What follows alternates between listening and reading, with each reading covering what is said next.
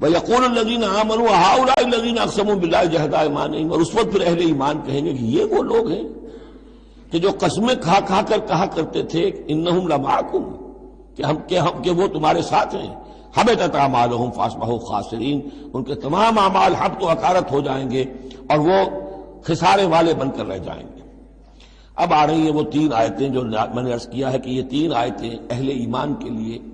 وہ اہل ایمان کے جو جد و جہد میں مبتلا ہو گئے، اللہ تعالی ہمیں بھی توفیق دے سب کو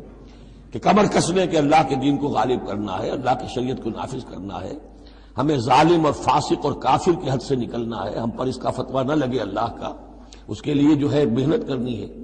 اب محنت کرتے ہوئے ظاہر بات ہے کہ پھر بعض مراحل ایسے بھی آ جاتے ہیں کہ مشکلات ہوتی ہیں، مصائب آتے ہیں، تکالیف آتی ہیں۔ اگر اس مصیبت اور مشکل اور تکلیف میں آدمی کے قدم لڑکھڑانے لگے اور وہ کچھ پسپائی اختیار کرنا شروع کرے، تو یہ جو ایک نفسیاتی کیفیت ہے، جو لوگ اس میں مبتلا ہو گئے ہوں، یہ ان سے تین آیتیں ہیں خطاب کرنے والی اہم ترین۔